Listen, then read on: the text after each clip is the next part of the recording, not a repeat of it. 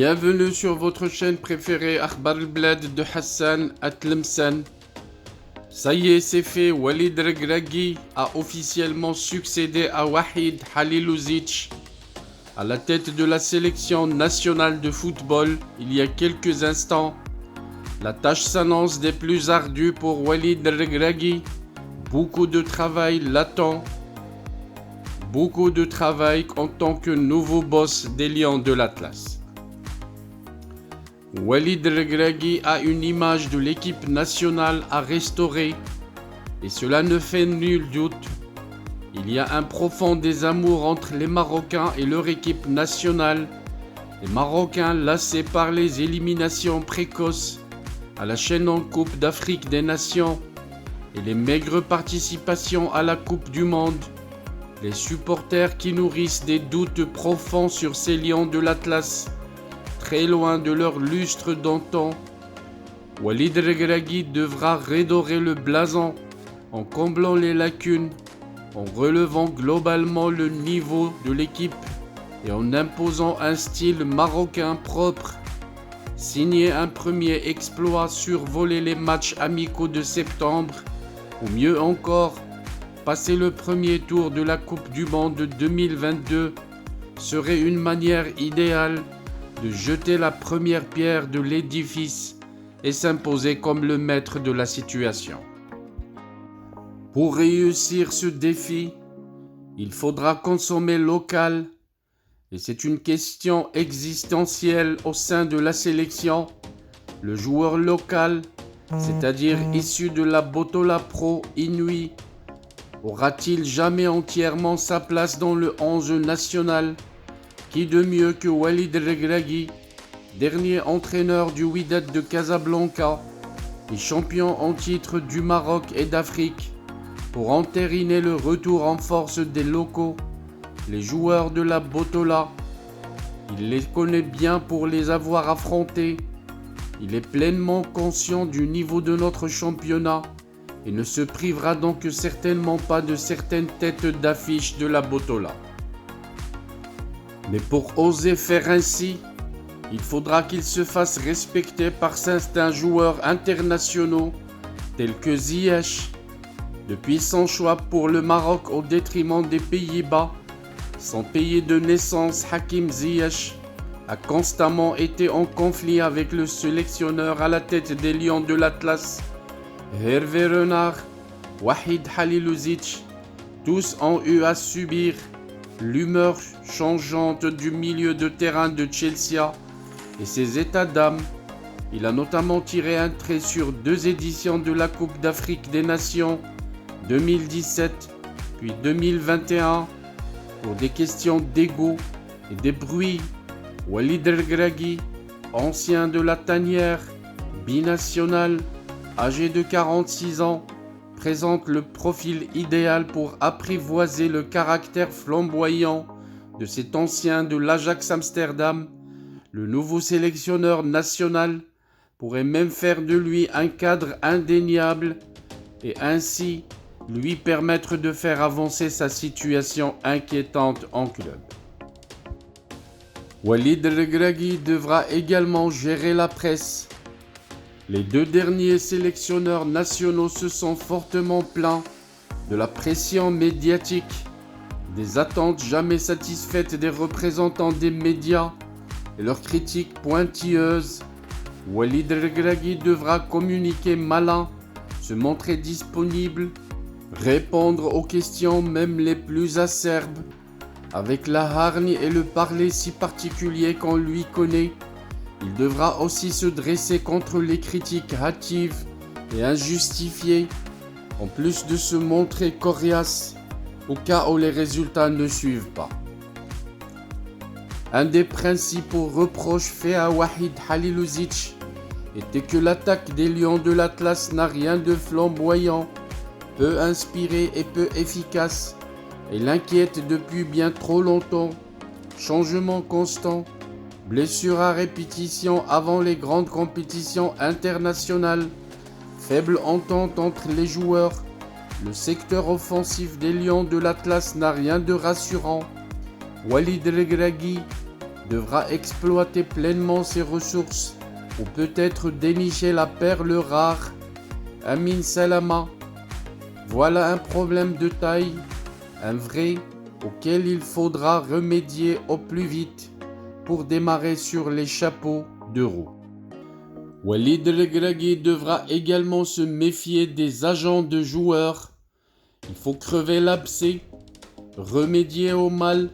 Un agent ou représentant de joueurs n'a rien à faire en sélection et n'a pas à imposer quoi que ce soit à qui que ce soit au sein de la tanière. Walid Regragui, maître de ses décisions et chef ultime au sein de la sélection, ne devrait pas accorder un rôle autre aux agents. Il aurait d'ailleurs conseillé à Achraf Dari de rejoindre le stade brestois alors que celui-ci disposait d'alléchantes offres émanant du golf proposées par certains agents, preuve que le volet sportif reste primordial pour lui.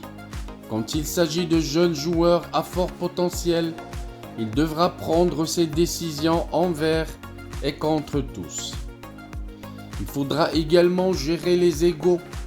Combien de fois, quelques minutes après l'annonce d'une liste, plusieurs joueurs ont crié au scandale et parlé d'injustice dans des messages critiques sur les réseaux. Dorénavant, cela n'est plus acceptable.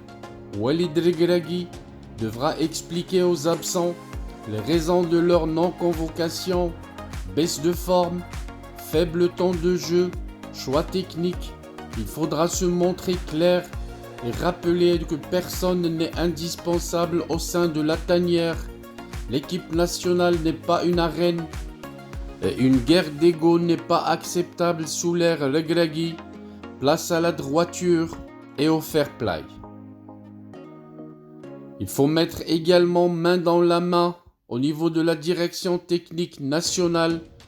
Pas plus tard que le 29 juillet 2022, le Belge Christ van Puivelde a été désigné nouveau directeur technique national du Maroc. Une nomination qui arrive seulement un mois avant celle de Regragui. Les deux hommes devront ainsi travailler ensemble sur différents volets, comme la prospection dans les équipes de jeunes, la recherche d'internationaux.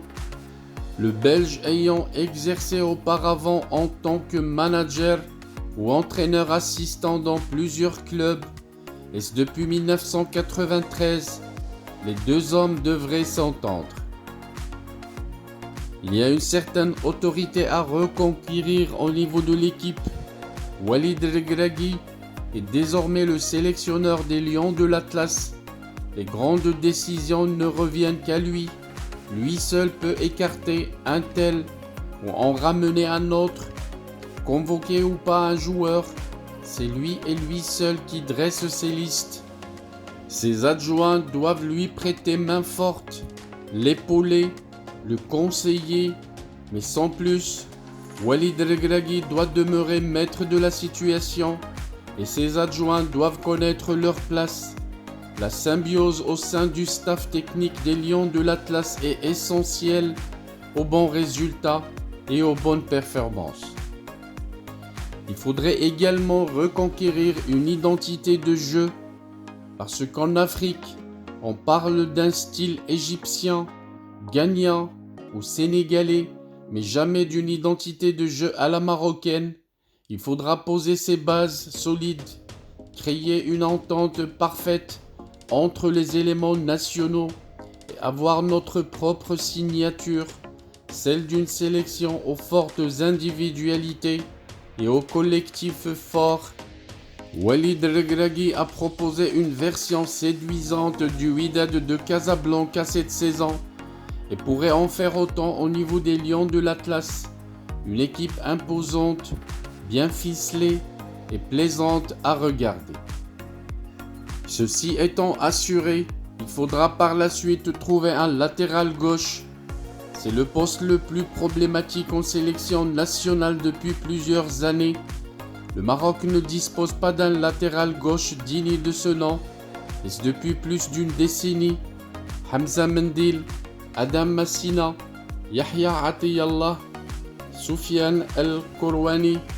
Y a-t-il seulement un arrière-gauche à même de se frayer une place au sein de la tanière dans la durée et d'équilibrer la défense des Lions tout en offrant des solutions offensives?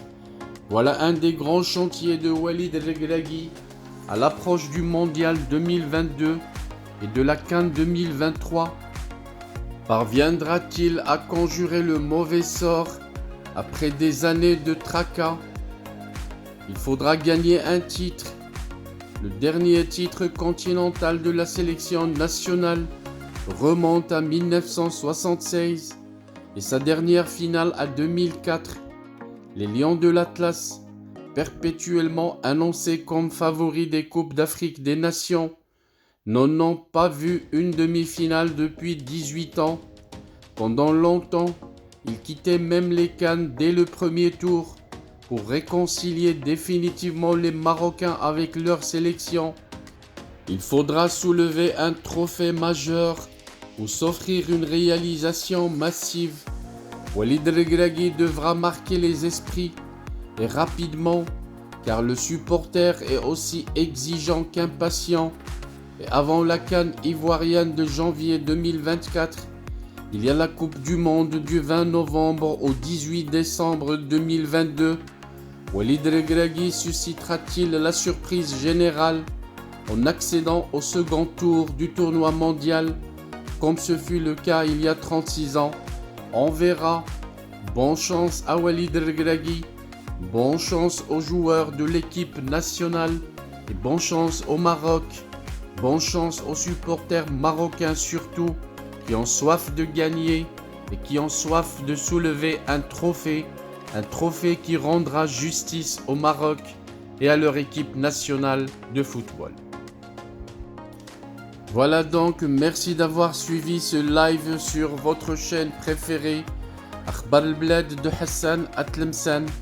Je vous laisse le lien juste en bas de la vidéo de toute la conférence de presse pour pouvoir suivre les péripéties de la conférence et les questions pertinentes qui ont été posées aussi bien au nouveau sélectionneur Walid Regragui qu'au président de la Fédération marocaine de football, Fawzi Lakja.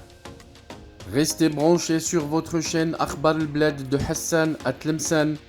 Merci de votre attention et on se verra Inch'Allah sur le futur live sur votre chaîne préférée.